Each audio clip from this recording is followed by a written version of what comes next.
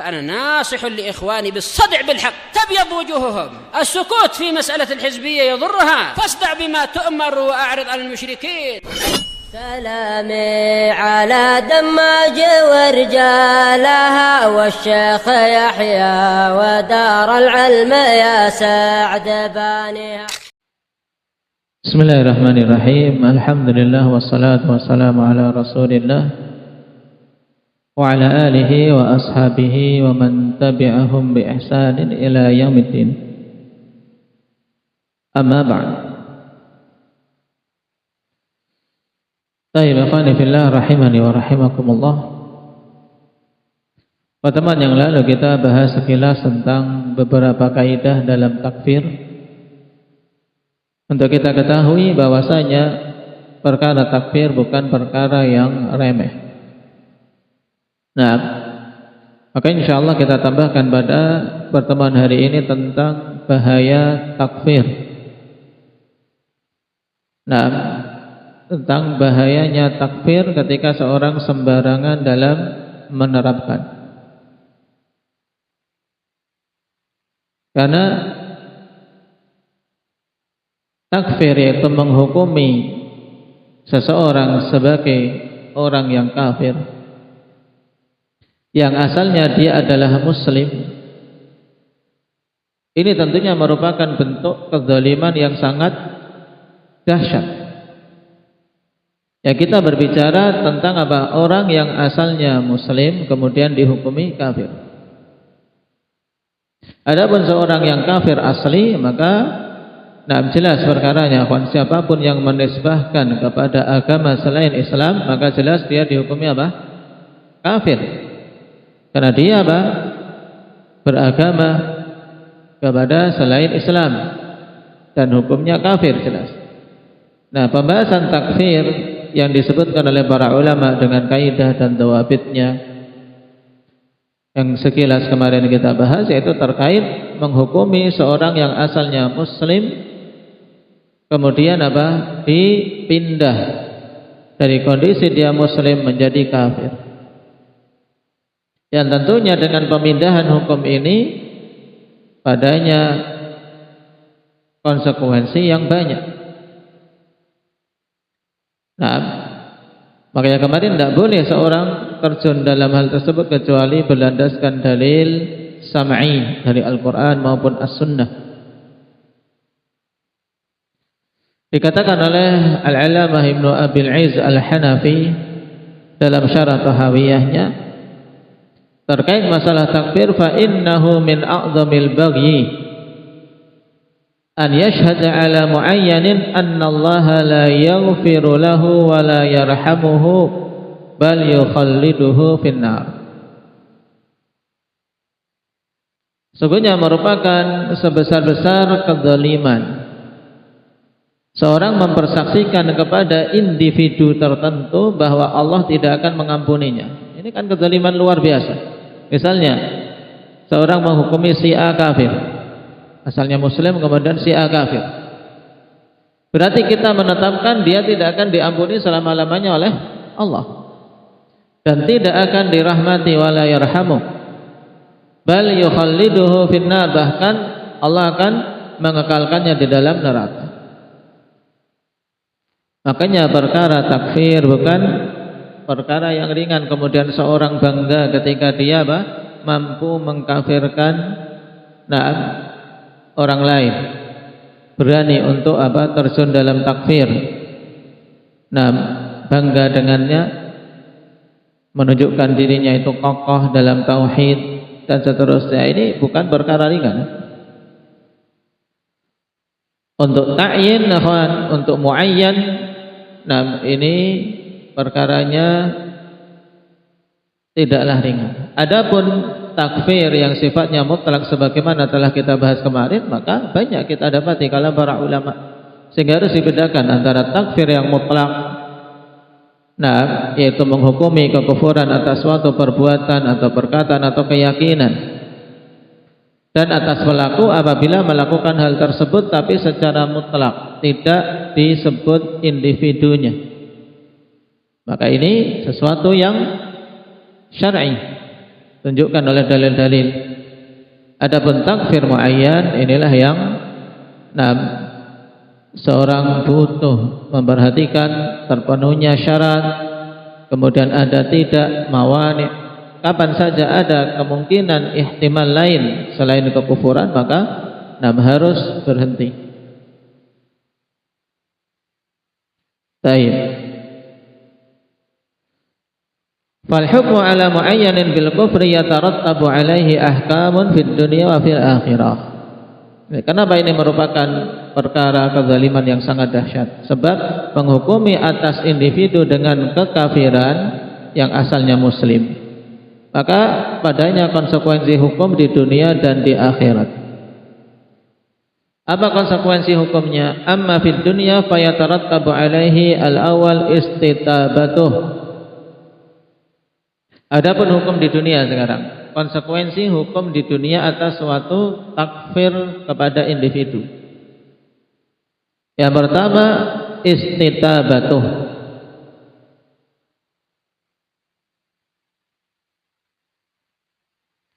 Baik, dia harus dimintai tobat. Istitabah harus dimintai tobat. Nah, jika dia bertobat dan kembali kepada Islam, maka itu yang diharapkan, dibiarkan hidup berarti, karena kembali kepada Islam. Dan biasa akhwan dalam hal ini para fuqaha mengatakan diberi jangka waktu 3 hari. Nah, kemudian yang kedua, idza aba an yatub wajaba qatluh. Nah, jika dia enggan untuk bertobat berarti apa? Wajib atas umara untuk membunuhnya. Kenapa? Karena Nabi memerintahkan untuk membunuh murtad. Man baddala dinahu faqtuluh. Siapa saja yang mengubah agamanya dari muslim menjadi kafir, maka bunuhlah, hukumannya mati.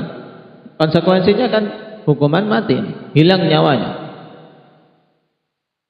kalau dia tidak bertobat. Konsekuensi ketiga, yumna'u minat tasarruf fi malihi fi muddati istitabati. Dicegah dari menggunakan hartanya pada jangka waktu tuntutan taubat. Ya, pada jangka waktu tuntutan taubat itu dia dicegah dari menggunakan hartanya. Fa in aslama fahuwa lah, jika dia mau berislam maka harta itu untuknya. Wa illa sara fai'an li baitil mal min hini qatlihi aw mautihi 'ala riddah. Jika dia berislam, mau kembali pada Islam, rujuk, maka berarti hartanya dikembalikan untuknya. Jika dia tidak mau rujuk, tetap kekeh ya di atas apa? Di atas kekafirannya, maka dia menjadi fai', harta itu menjadi fai' untuk baitul mal. Semenjak matinya dia di atas kemurtadan. Terjadi khilaf di kalangan para ulama dalam hal ini. Jadi fai' itu kapan? Nah, ada yang mengatakan semenjak dia dihukum mati. Kalau sudah mati baru hartanya menjadi fai'. Kenapa? Karena dia mati di atas riddah. Anak-anaknya bisa tidak untuk mewarisi? Bisa tidak, Badri? Tidak bisa mewarisi. Nah, hartanya menjadi fai', serahkan kepada baitul mal. Kemudian pendapat kedua mengatakan semenjak dia murtad, hartanya sudah langsung apa? Langsung diarahkan ke kemaslahatan kaum muslim. Tapi wallahu taala alam, yang rajih yang awal yaitu jadi fai' secara pasti kalau sudah apa? Sudah mati di atas kemurtadan. Kenapa? Karena kalau dia masih hidup ada kemungkinan dia rujuk setelah istitabah. Konsekuensi yang keempat, qat'ul ukhuwah ad-diniyah bainahu wa baina ikhwanihil muslimin.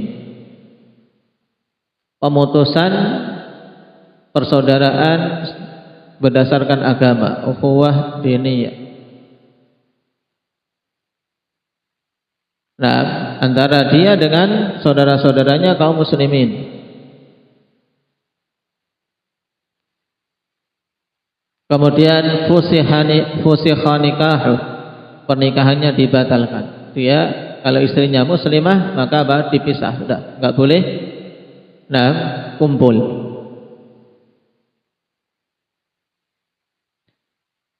Wa qita'ut tawaruth bainahu wa baina aqaribi, dan diputusnya saling mewarisi antara dia dengan ahli warisnya. Dia tidak mewarisi, tidak pula diwarisi.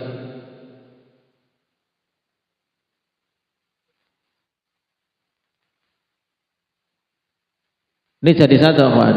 Yang keempat yaitu apa? Diputusnya ukhuwah diniyah di antara dia dengan kaum muslimin, nikahnya dibatalkan, kemudian tidak ada saling mewarisi.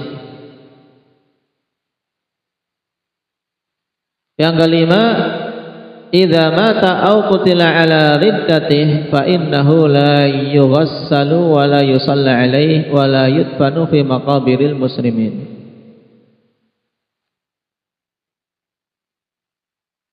Wa inna ma yudfanu fi maqabiril kuffar aw yuwara fit turab fi ayyi makanin ghairi maqabiril muslimin. Ya, jika dia mati di atas kemurtadannya, ikhwan, dia tidak boleh dimandikan, tidak pula disolati, tidak pula dikubur di kuburan kaum muslimin. Terus bagaimana? Ya dikubur di kuburan orang-orang kafir, atau kalau tidak ya sudah yang penting dikubur, bukan dikubur kaum muslimin. Entah di mana. Jadi kebun sawit atau apa. Nah, kubur yang penting tidak dikubur di pekuburan kaum muslimin, karena tidak ada karamah. Tidak boleh dikubur bersama kaum muslimin.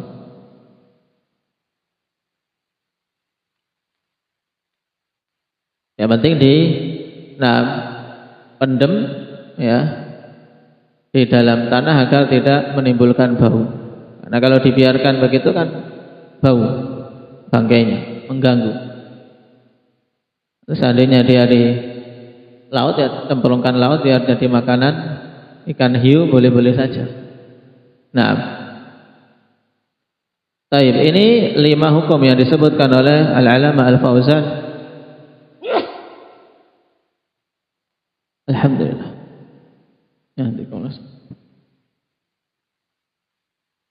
Dalam At-Tauhid, dalam kitab At-Tauhid beliau. Nah, apa saja tadi 5 hukum itu? Hendak Fatih yang pertama, istitabah, dimintai tobat. Kemudian yang kedua,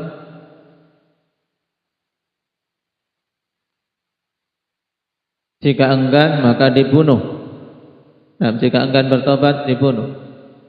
Yang ketiga,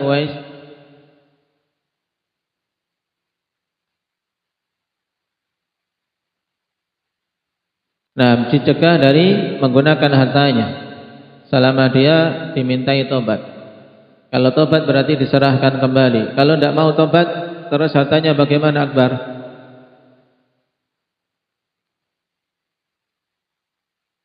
Nah, diserahkan ke Baitul Mal sebagai apa istilahnya dalam istilah syar'i, Fatur? Sebagai fai. Ya, sebagai fai namanya, harta fai. Harta fai, ya ikhwan, yaitu harta yang didapat oleh kaum muslimin tanpa peperangan. Kalau ghanimah itu dengan peperangan. Nah, ini kan tidak ada perang, tapi dia murtad, hartanya diambil sebagai fai. Kapan diambil sebagai fai? Pendapat yang rajih kapan? Indah Muhammad Aceh, setelah dihukum mati. Nah, kemudian hukum yang keempat apa, Hamzah?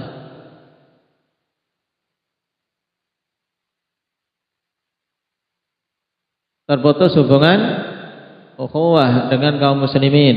Kemudian apa? Batal nikahnya, juga tidak bisa mewarisi harta ya hartanya tidak diwariskan dan tidak diwarisi. Kemudian hukum yang kelima apa? Zikri.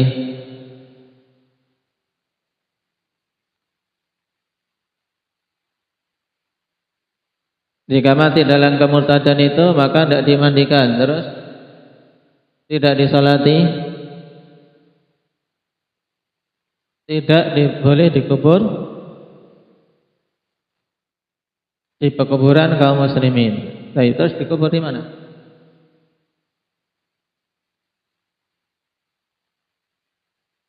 Di laut. Biayanya banyak bawa ke laut segala.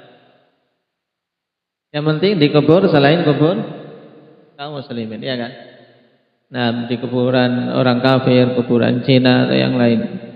Yang penting tidak dikubur di pekuburan kaum muslimin. Atau kalau tidak dapat pekuburan, yang penting apa? Jasadnya ini tidak menimbulkan bau. Kalau pas ada berlayar titipkan untuk dibuang juga tidak masalah. Kasih tali, kasih batu biar tenggelam. Nah, saya boleh. Ini hukum secara syar'inya boleh. Tapi ini hukum di dunia, kan? Terus hukum di akhirat bagaimana? Wa amma ahkamul akhirati fahuwa akhtaru wa a'zam. Adapun hukum di akhirat maka itu lebih besar lagi, lebih berbahaya lagi. Nah, wa hiya hirmanul insan min rahmatillahi ta'ala. Yang pertama yaitu apa? Dia terharamkan dari rahmat Allah. Dia tidak akan dapat rahmat sama sekali karena dia kafir. Nah, di akhirat tidak akan dapat rahmat sama sekali. Wal khuludu finnar, dan dia akan kekal di dalam neraka. Nah,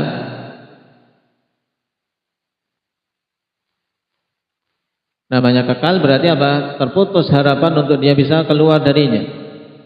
Kemudian wa'adamu istihqaqihi lisyafa'ah, sama sekali tidak berhak untuk mendapatkan syafaat, sehingga tidak bisa keluar sama sekali dari neraka. Wal'iyadu billah. Makanya seorang ketika menghukumi si fulan kafir berarti tadi, nah, penetapan hukum di akhirat luar biasa beratnya, kawan. Karena dia berarti menetapkan si fulan itu kekal di dalam neraka, tidak mendapatkan rahmat sama sekali dan tidak akan mendapatkan syafaat.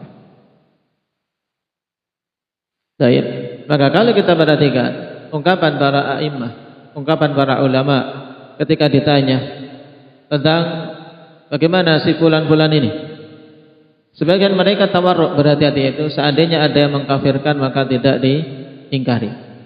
Ya, man kafara fala yunkar alaih, misalnya. Kalau ada yang mengkafirkan dia maka tidak diingkari. Tapi apakah dia kemudian di situ secara tegas mengkafirkan si fulan itu?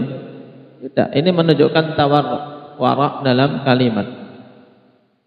Nah, karena memang ikhwan bebannya berat, pertanggungjawabannya di hadapan Allah Subhanahu wa taala untuk takfir muayyan, ya, individu, maka ini berat. Adapun kalau para ulama mengatakan siapa saja melakukan syirik akbar maka dia kafir. Nah, jelas ini keyakinan ahli sunnati wal jamaah. Siapa saja melakukan syirik akbar maka dia kafir. Ini namanya takfir apa? Istilahnya takfir apa seperti ini? Betul, Hafid? Takfir mutlak. Tapi jangan salah paham kemudian antum terapkan pada apa? Individu, orang per orang. Kenapa? Karena beda antara takfir mutlak dan takfir muayyan dari sisi syaratnya. Kalau takfir mutlak cuma dibutuhkan berapa syarat kemarin, Usama? Satu syarat tok. Yang penting apa? Datang dalil dari Al-Quran atau As-Sunnah tentang kekufuran perbuatan itu. Sedangkan takfir muayyan harus terpenuhi syarat-syarat yang kita sebutkan kemarin berapa? Mujahid?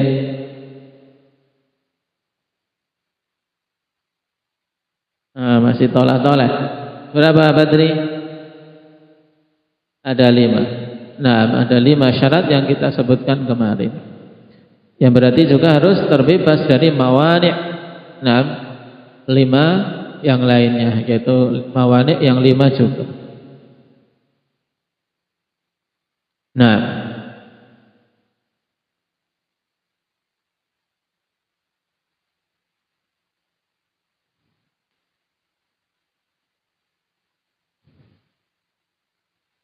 kemudian pembahasan terakhir kawan untuk menutup majelis kita kali ini, di antara hal penting untuk diilmui, harus kita bisa bedakan antara apa?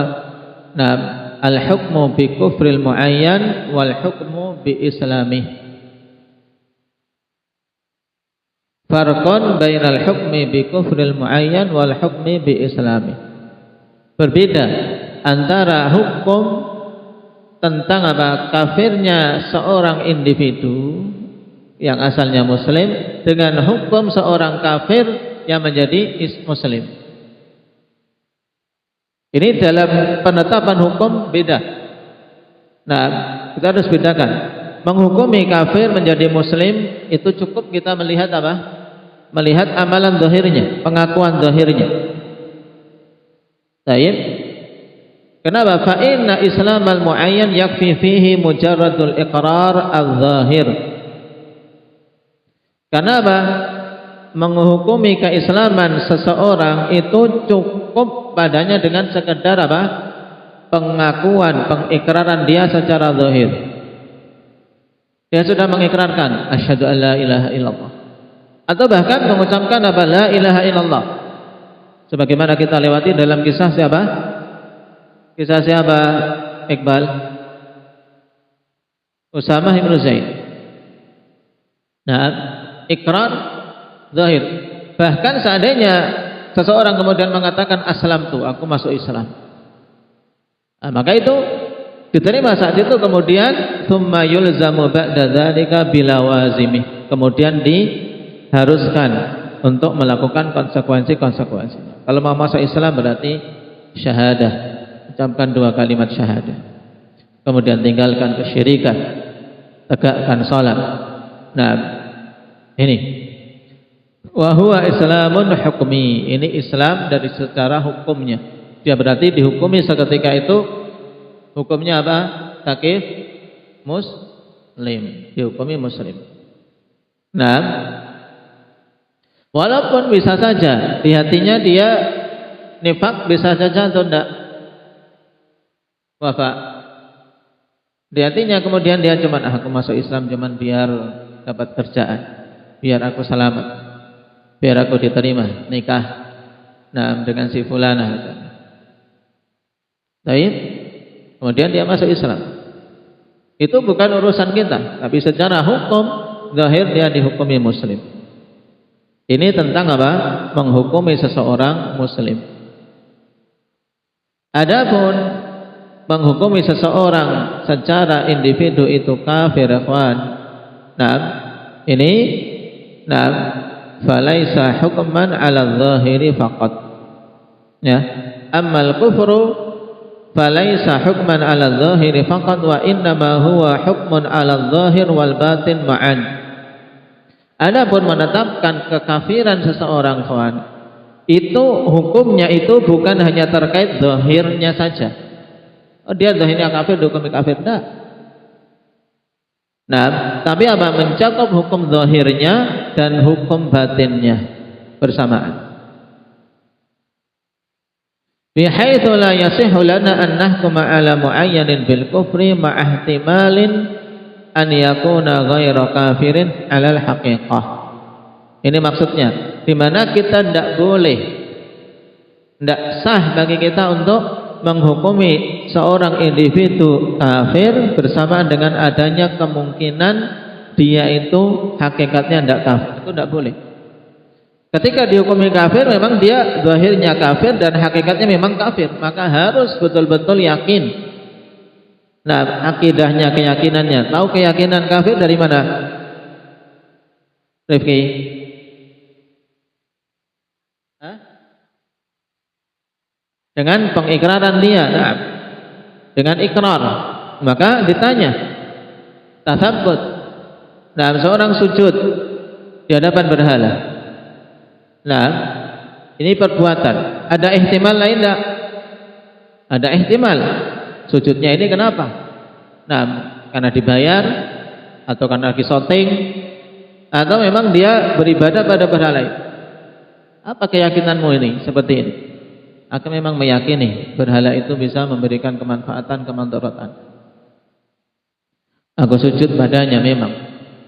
Berarti jelas perbuatannya apa? Kufur, ya kan? Perbuatan kufur, sorry. Nah, karena memang dia meyakini hal tersebut. Kemudian dilihat apa landasanmu seperti itu. Dia berdalil dengan kisah surat Yusuf misalnya, karena itu berhala bapaknya misalnya. Nah, ini harus tegakkan hujjah. Kemudian juga apa? Diperhatikan syarat-syaratnya terpenuhi. Ada tidak takwil? Nah, ada tidak kejahilan? Karena sebagian orang, walaupun di masa modern ini mungkin di sebagian tempat yang primitif namanya kejahilan masih ada, masih banyak. Adanya syubhat yang tersebar. Ini sekedar contoh aja. Nah, maksudnya yaitu ketika menetapkan seorang itu kafir secara muayyan, berarti dia menetapkan hukum secara zahir juga batinnya. Nah, sehingga tidak boleh menetapkan si fulan kafir dalam keadaan secara hakiki dia itu tidak kafir. Paham? Kalau sudah vonis kafir, maka berarti kafir zahir batin. Maka ini yang harus seorang berhati-hati. Beda dengan menghukumi muslim. Menghukumi muslim, boleh kita menghukumi muslim, dia muslim walaupun batinnya apa? Munafik. Bisa enggak? Hanif? Bisa saja. Betapa banyak orang yang KTP-nya muslim dihukumi muslim tapi batinnya nifaq, zindik dan seterusnya. Ini perkara penting harus dibedakan. Ya. Jadi harus bisa membedakan antara hukum menghukumi seorang muslim secara muayyan. Fulan muslim, na'am. Nah, KTP-nya muslim, dia apa? Si Hamzah muslim, ya kan? Muslim. Taib. Karena zahirnya muslim. Taib. Adapun batinnya kita serahkan pada Allah Subhanahu wa taala. Taib. Dan tentunya harapannya muslim ya zahir dan batin. Adapun menghukumi si fulan bagaimana kafir. Kalau asalnya muslim kemudian dihukumi seperti itu, maka tadi harus dia tegakkan, harus dia penuhi syarat-syaratnya, kemudian terbebas dari mawani'nya, tidak ada ihtimal lain sama sekali kecuali kekafiran. Baik. Barakallahu fikum. Mungkin itu insyaallah pada pertemuan yang akan datang kita beralih ke bab berikutnya. Subhanakallah bihamdik asyhadu an la ilaha illa anta astaghfiruka